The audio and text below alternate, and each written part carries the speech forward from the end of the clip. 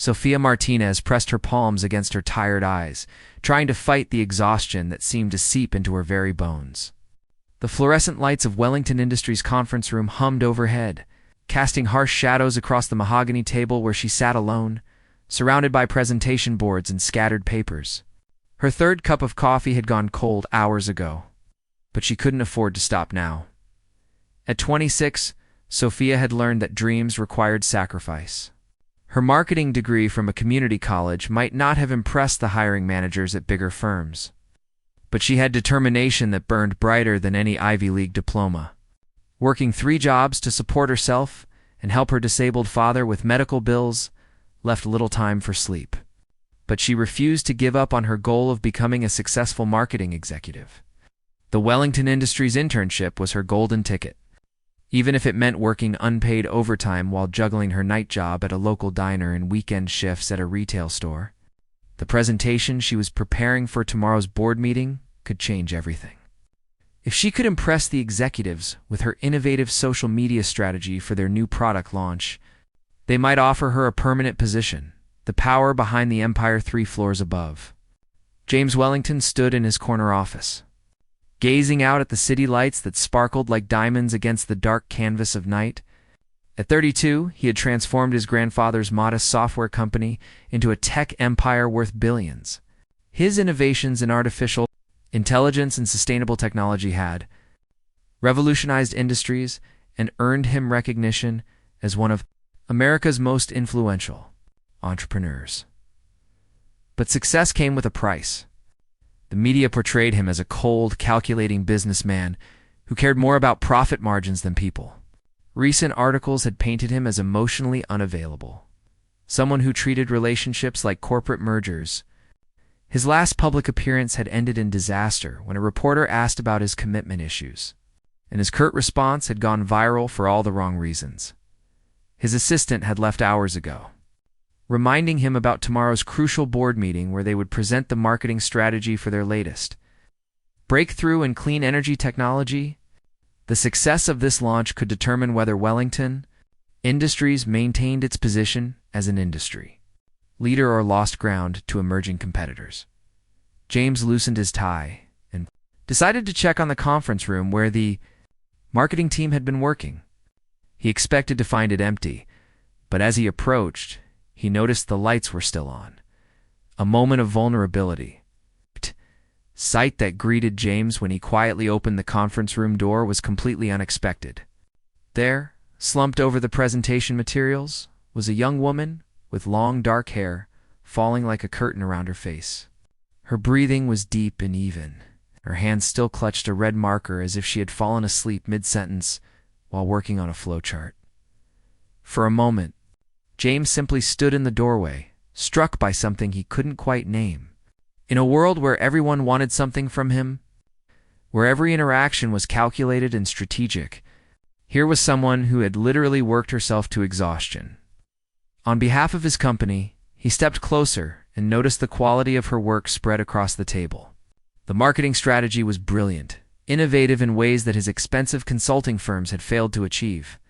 She had identified target demographics with surgical precision and proposed engagement strategies that were both creative and practical. Her handwriting in the margins showed attention to detail that pressed even his critical eye. James found himself studying her peaceful expression, noting the faint shadows under her eyes that spoke of too many late nights and too much responsibility. Her clothes were professional, but clearly not expensive. Her laptop was an older model held together with electrical tape, and her coffee cup bore the logo of the diner down the street where he sometimes grabbed late-night meals. The unexpected kindness, rather than waking her immediately. James quietly removed his suit jacket and gently draped it over her shoulders. The small act surprised him with its naturalness. When had he last shown such spontaneous kindness to anyone? When had he last noticed someone's needs beyond their usefulness to his business objectives? As he was about to leave and let her sleep, Sophia stirred slightly, murmuring something inaudible. The movement caused some papers to flutter to the floor, and as James bent to collect them, he noticed her employee badge. Sophia Martinez, marketing intern. The photo showed the same face, but with brighter eyes, and a more hopeful expression than the exhausted woman before him. He also noticed a small, framed photo that had fallen from her bag. It showed Sophia with an older man in a wheelchair, both smiling despite the humble surroundings of what appeared to be a small apartment. The love and determination in both their faces told a story that resonated with something deep in James's chest. The morning revelation. Sophia woke to the gentle pressure of someone's hand on her shoulder and the rich, masculine voice speaking her name. Her eyes fluttered open to find herself looking into the most striking pair of blue eyes she had ever seen. For a moment, she thought she was dreaming. Then reality crashed over her like a cold wave. "Oh my God," she gasped, jerking upright so quickly that James had to steady her to prevent her from falling off the chair. "Mr. Wellington, I'm so sorry. I must have dozed off. I was working on the presentation, and I didn't mean to fall." "Asleep in your conference room." The words tumbled out in a rush of panic and embarrassment. She had fallen asleep on the job, literally. In front of the most important man in the company? Her internship was over before it had really begun, but instead of the anger or disappointment she expected, she saw something entirely different in James's expression. His blue eyes held curiosity rather than judgment. And when he handed her a fresh cup of coffee, his fingers brushed hers with surprising gentleness. "Please sit," he said, settling into the chair across from her with an ease that belied his reputation for intimidating formality. "I've been reviewing your work. It's exceptional. An extraordinary proposition." Sophia clutched the warm coffee cup like a lifeline, trying to process what was happening. James Wellington, the man whose face graced magazine covers and whose business decisions influenced global markets, was sitting across from her in his perfectly pressed shirt, looking at her as if she were a puzzle he wanted to solve. "I know this is unconventional," James began, his voice carrying a warmth she had never heard in his public speeches. "But I have a proposition for you, one that could change both of our lives." He paused, seeming to choose his words carefully. "I need someone I can trust, someone genuine, to help me with a rather unique challenge. My public image has become something of a liability. The board is concerned that my perceived lack of emotional intelligence is affecting investor confidence and consumer perception of our brand." Sophia listened, mesmerized by the way he spoke to her as an equal rather than a subordinate. There was vulnerability beneath his confident exterior, a loneliness that called to something protective in her nature. "What I'm proposing," James continued, "is a partnership. I need someone to help me navigate social situations to show the world that I'm capable of forming genuine connections. In return, I would offer you a position as my personal marketing consultant with a salary that would allow you to focus entirely on your career goals." The weight of decision. Offer hung in the air between them like a bridge spanning to different worlds. Sophia's practical mind immediately began calculating what such an opportunity could mean. Financial security for her and her father, the chance to prove herself in her chosen field, access to resources and connections that could launch her career beyond her wildest dreams. But her heart recognized something deeper in James's proposal. Beneath the business terminology and professional justifications, she sensed a man reaching out for human connection. Someone as lonely in his tower of success as she was in her struggle for survival. "Why me?" she asked quietly, meeting his intense gaze with courage she didn't know she possessed. "You could hire anyone. Professional consultants, image experts, people with credentials I'll never have." James was silent for a long moment. And when he finally spoke, his voice carried a sincerity that took her breath away. "Because when I walked in here last night and found you asleep over work that you weren't even being paid to perfect, I saw something I'd forgotten existed. Integrity. Genuine care. The kind of authenticity that can't be taught or purchased." He leaned forward slightly, which caught the scent of his cologne, something expensive, but not overwhelming. "I've spent my entire adult life surrounded by people who want something from me. Money, connections, association with my success. But you worked yourself to exhaustion, not for personal gain, but because you believed in doing excellent work. That's exactly what I need in my life right now." A new beginning as the morning sun streamed through the conference room windows.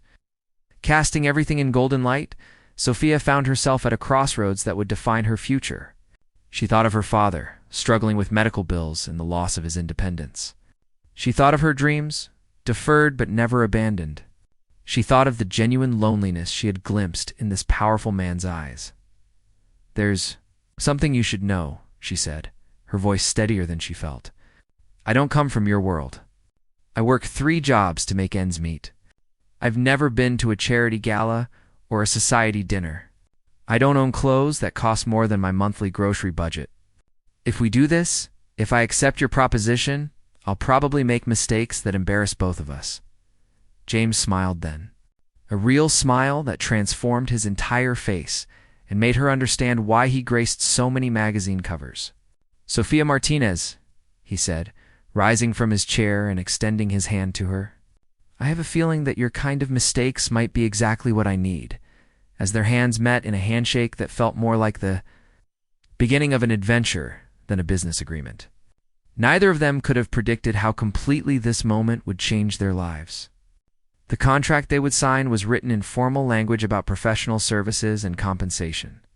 But the real agreement was written in the space between their words, in the recognition of 2 souls finding exactly what they didn't know they were, looking for the billionaire CEO, and the exhausted intern had become partners in an endeavor that would challenge everything they thought they knew about success, authenticity, and the courage required to open one's heart to love. 3 weeks had passed since Sophia Martinez signed the most unusual employment contract of her life. What had begun as a simple business arrangement to help James Wellington improve his public image had evolved into something far more complex and intriguing. She now found herself living in a luxurious downtown apartment that James had arranged, complete with a wardrobe that cost more than she used to make in 6 months. The transformation had been gradual, but stunning. Professional stylists had taught her how to navigate high society events. Etiquette coaches had refined her naturally gracious manners, and media consultants had prepared her for the inevitable scrutiny that came with being seen alongside one of America's most eligible bachelors. Yet despite all the external changes, Sophia remained fundamentally herself, something that continued to surprise and delight James.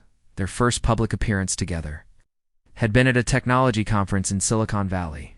James had been scheduled to deliver the keynote address about sustainable innovation. But the real story became the mysterious woman by his side. Sophia had handled the attention with natural grace, engaging reporters with genuine enthusiasm about Wellington Industries' environmental initiatives while deflecting personal questions with charming wit. The media response had been overwhelmingly positive. Headlines proclaimed that the cold tech mogul had finally found his match, someone who seemed to bring out his more human side. Business journals noted that Wellington Industries stock had risen 3 points following the conference, with analysts crediting improved public perception of the CEO's leadership style. The shadows of the past, but success in their professional charade, brought unexpected complications.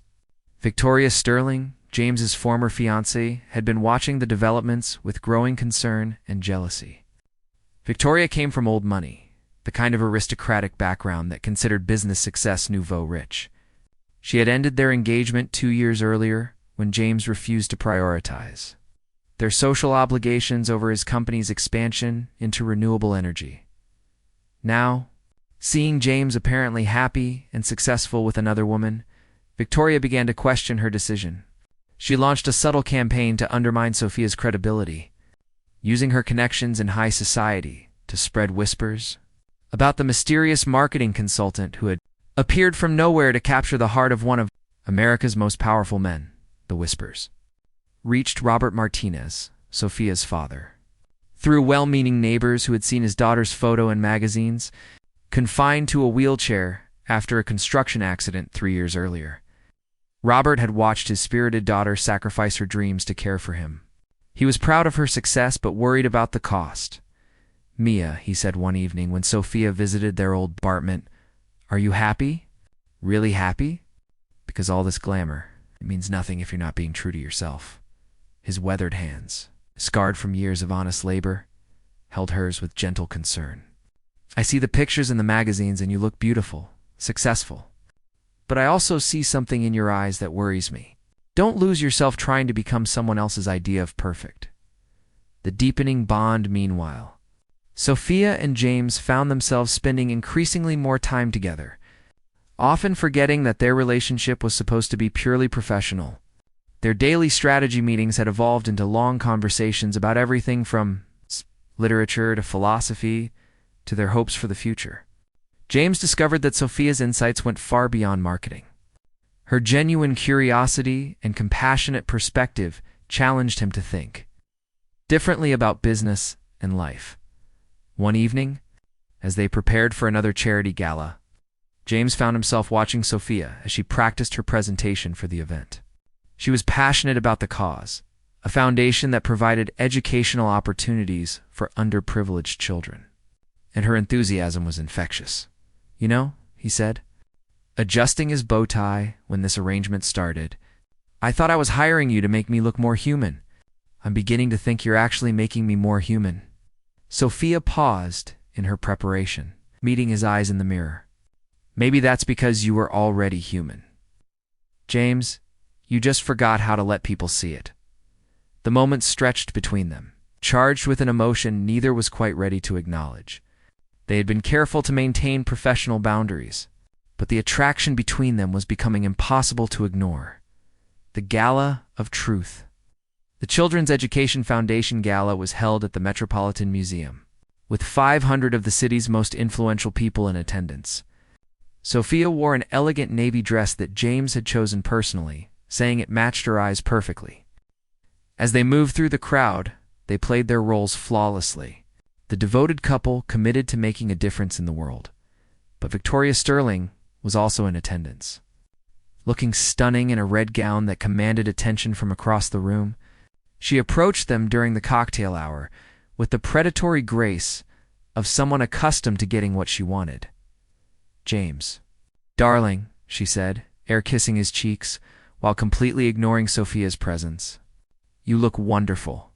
"Success agrees with you," Victoria James replied coolly, his arm tightening protectively around Sophia's waist. "I'd like you to meet Sophia Martinez, my partner in both business and life." Victoria's smile never wavered, but her eyes turned calculating as she finally acknowledged Sophia. "How lovely to meet you, dear. James and I have so much history together. Perhaps he's told you about our engagement. We were practically married, you know. Sometimes I think we still understand each other better than anyone else could." The words were designed to wound, to create doubt and insecurity. But instead of retreating, Sophia stepped forward slightly, her voice warm but firm. "Actually, he's told me how grateful he is that you both recognized you wanted different things from life.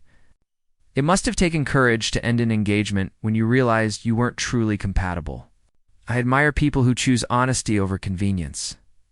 The unraveling Victoria's composure cracked slightly at Sophia's gracious response, but she wasn't finished. "Tell me, Miss Martinez, what exactly did you do before you became James's consultant? I'm sure our friends would love to hear about your background." The question was loaded with malice, designed to expose Sophia's humble origins in front of people who valued pedigree above character. For a moment, Sophia felt the old insecurities rise. The voice that whispered she didn't belong in this glittering world, but then she felt James's hand squeezed hers gently. And she remembered her father's words about staying true to herself. She lifted her chin and spoke with quiet pride. "I worked 3 jobs to support my family and put myself through school. I waited tables, worked retail, and cleaned offices. Every job taught me something valuable about hard work, compassion, and the dignity of honest labor.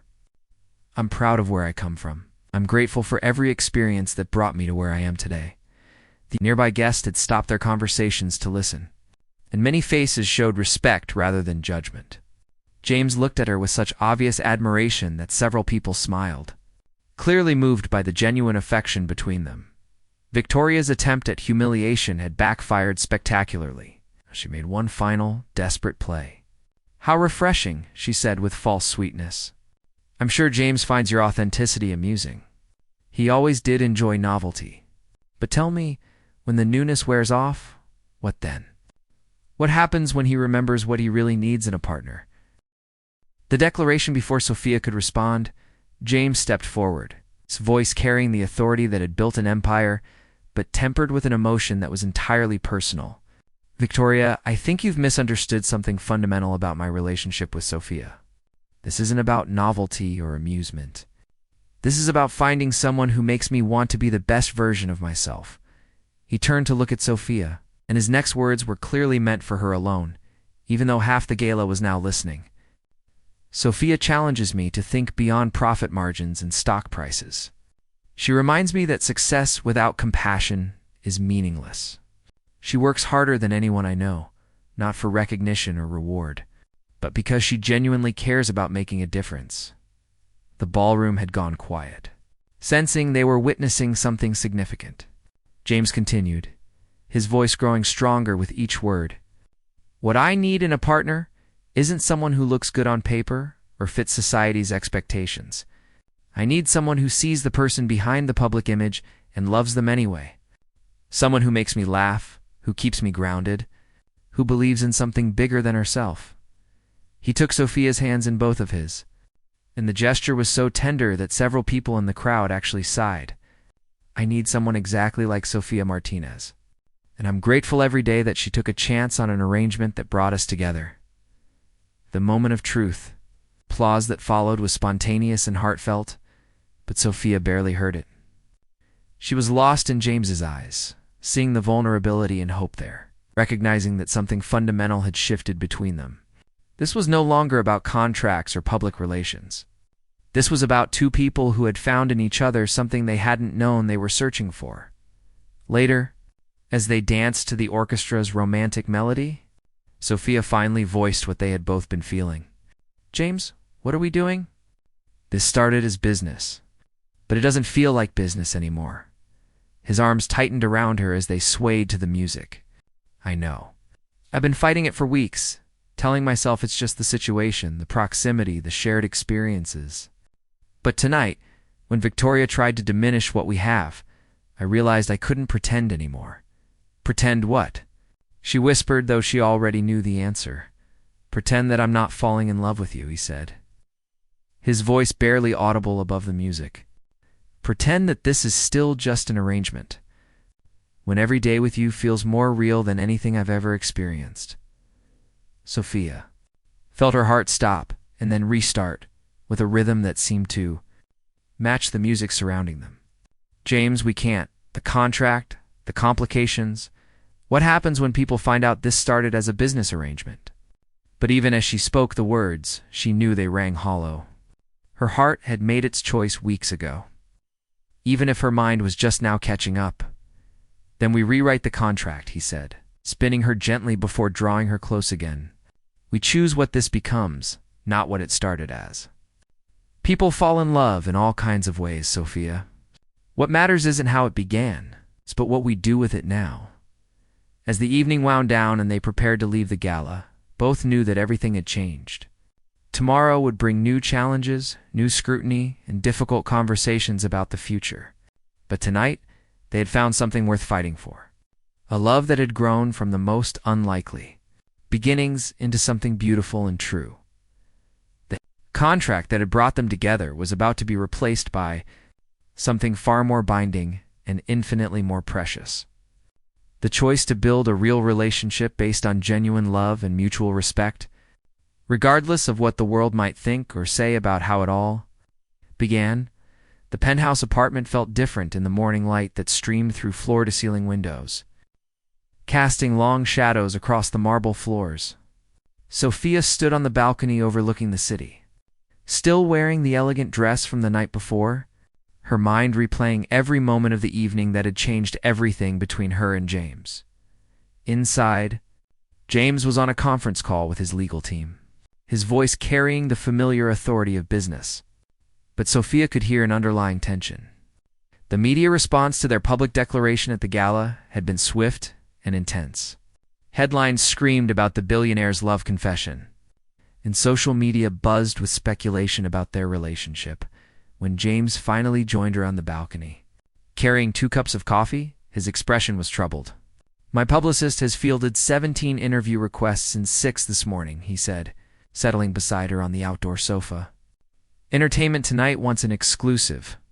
The Wall Street Journal is running a feature on how personal relationships affect corporate leadership. And my grandfather wants to meet with both of us immediately. Sophia accepted the coffee gratefully, noting how James automatically prepared it exactly the way she liked it, with just a touch of cream and honey. Such small intimacies had become natural between them, making their connection feel both new and deeply established. Your grandfather, she repeated carefully.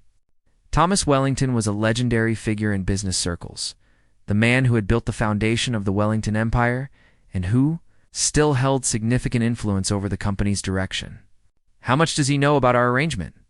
James's jaw tightened slightly. Everything. He's always been involved in major business decisions, and our contract was significant enough to require his approval. He's the one who suggested the arrangement in the first place, actually. He felt my public image was becoming a liability to the company's reputation. The patriarch's judgment 2 hours later, they sat in the imposing oak-paneled office of Thomas Wellington, surrounded by portraits of previous Wellington generations and awards recognizing decades of business achievement. At 78, Thomas remained sharp and commanding, his steel-gray eyes missing nothing as he studied the young couple before him. So, he began, his voice carrying the weight of authority. What began as a strategic business arrangement has evolved into something more personal. I've read the morning papers, watched the social media response. The public is fascinated by your love story. But I'm more interested in the business implications. Sophia felt James stiffen beside her, but she found herself leaning forward, meeting the older man's gaze directly. Mr. Wellington, I understand your concerns about mixing business with personal feelings. But I want you to know that my commitment to James and to Wellington Industries goes beyond any contract. I believe in what this company represents. I believe in James's vision for the future. Thomas's eyebrows rose slightly at her directness, but there was approval in his expression. Tell me, Miss Martinez, what do you see as James's greatest strength as a leader? The question was clearly a test, and Sophia took a moment to consider her answer carefully. James has the rare ability to see both the big picture and the human details that others miss. He innovates not just for profit, but because he genuinely wants to solve problems that matter. He's built a company culture where people feel valued and inspired, not just employed. That's not something you can teach or fake. And his weaknesses? Thomas asked, his tone giving nothing away. Sophia glanced at James, seeing the tension in his shoulders, then back to his grandfather. He sometimes forgets that vulnerability can be a strength. He's so focused on being the leader everyone needs that he doesn't always let people see the man behind the CEO. But that's changing, she added softly. He's learning to trust people with his authentic self, not just his business persona. The best friends concerned that afternoon, Sophia met with Alina Rodriguez, her best friend since college and the only person who knew the complete truth about how her relationship with James had begun. Alina was a social worker who had watched Sophia struggle through years of financial hardship. Working multiple jobs while caring for her father, they sat in their favorite small cafe, the kind of place that felt worlds away from the luxury Sophia had become accustomed to in recent weeks. Alina stirred her coffee thoughtfully, her dark eyes full of concern. I'm happy for you, Soph. I really am, Alina said carefully. But I'm also worried. This all happened so fast, and the circumstances are so unusual. How do you know what you're feeling is real and not just a response to the situation you're in? It was a fair question, one that Sophia had been asking herself. Because when I'm with him, I forget about everything else. The money, the lifestyle, the media attention. When it's just us talking about books or laughing at something silly. When he's worried about a business decision and asks for my opinion. When he remembers how I like my coffee without thinking about it. That's when I know it's real. Alina reached across the table to squeeze her friend's hand. And what about the power imbalance? He's your employer, technically. He controls your living situation, your income. What happens if things don't work out? You've given up your other jobs, your independence. The words stung because they echoed Sophia's own fears. I know it looks that way from the outside, but James has never made me feel powerless or dependent. He asks for my advice on business decisions. He treats my opinions as valuable. He's set up a separate account for me that I can access regardless of our relationship status. I just want to make sure you're in. Not sacrificing who you are to become who you think he needs, Alina said gently. The ex-fiancé's gambit, meanwhile? Victoria Sterling was planning her own response to the previous evening's public declaration. She had spent the morning in her Park Avenue apartment, making strategic phone calls to influential friends and business contacts. Victoria came from a world where relationships were transactions. Where love was secondary to social positioning and financial advantage, she arranged to meet with a prominent business. Someone who owed her family favors and who could be counted on to present her perspective sympathetically. Over lunch, at an exclusive restaurant, she carefully planted seeds of doubt about Sophia's motivations and background. I'm not saying she's a gold digger, Victoria said with practiced sincerity, but you have to consider the circumstances. A woman from her background suddenly thrust into this world of wealth and privilege, it must be overwhelming. I just worry that James is being taken advantage of during a vulnerable time in his life. The journalist, attracted by the possibility of a scandal involving one of the city's most prominent families, began asking leading questions about Sophia's qualifications, her sudden lifestyle change, and the unusual nature of her relationship with James. Within hours, a new narrative began emerging in certain media circles. Questions were raised about Sophia's true motivations, her lack of traditional credentials for her consulting role, and whether James was being manipulated by someone who understood exactly how to appeal to his desire for authenticity. The crisis of faith, the negative coverage hit like a tsunami. By evening, Sophia's phone was buzzing constantly with calls from reporters asking for comment on allegations. About her character and motivations, social media erupted with debates about whether she was a genuine love interest or an opportunistic manipulator. James found her in his study, laptop closed, staring out the window with tears streaming down her face. The confident, graceful woman who had charmed an entire ballroom the night before was gone, replaced by someone who looked fragile and lost. They're saying I'm using you, she said without turning around. That I saw an opportunity and took it. That everything between us is calculated manipulation designed to trap you into marriage and access to your fortune. James crossed the room and gently turned her to face him, his hands framing her face with infinite tenderness. And you're actually considering whether there might be truth in what they're saying. It wasn't a question. And Sophia's eyes filled with fresh tears at his accurate reading of her emotional state. Am I using you, I mean? Because when I look at how my life has changed, how much I've gained from knowing you, how can I be sure my feelings are pure? How can you be sure? Because, James said, his voice firm with conviction, I've been used before, Sophia. I know what manipulation looks like, how it feels. Women who want my money or status treat me like a prize to be won. They tell me what they think I want to hear. They try to change themselves to fit what they imagine I need. He cupped her face more securely, forcing her to maintain eye contact. You've never done any of that. You challenge my decisions when you think I'm wrong. You worry about whether I'm eating properly when I get caught up in work. You remember my grandmother's birthday and suggest we visit her grave together. You see me as a person first. Everything else second. The family confrontation. The tension reached a breaking point when Robert Martinez arrived at the penthouse unannounced.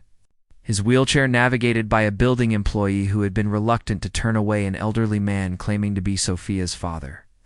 James was in meetings, leaving Sophia to face her father's concerns alone. Mia, Robert said. His weathered face creased with worry. I've been reading the papers, watching the news. They're saying terrible things about you, about your motivations. But what worries me more is that you might start believing them. Sophia knelt beside his wheelchair, taking his scarred hands in hers. Papa, I don't know anymore. Everything happened so fast, and now I can't tell what's real and what's just circumstance. What if they're right? What if I'm fooling myself about my feelings? Robert studied his daughter's face with the wisdom of someone who had learned to read people during years of hard labor alongside men from every background. Let me ask you something.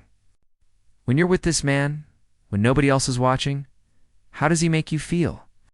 Safe, Sophia answered immediately. Valued. Like my opinions matter. Like I'm interesting and intelligent, not just pretty or useful.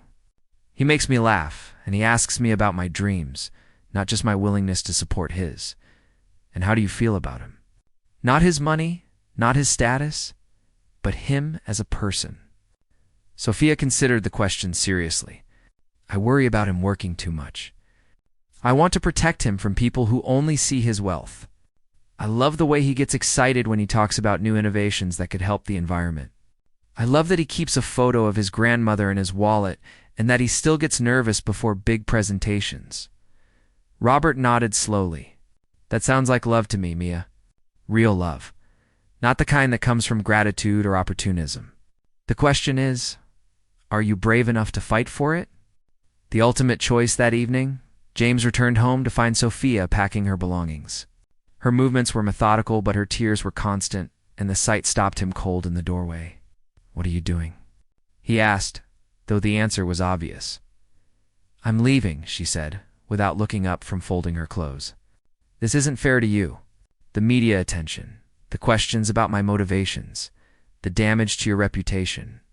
You are right to want to improve your public image, but I've only made it worse. James crossed the room in quick strides, gently but firmly taking the dress from her hands and setting it aside.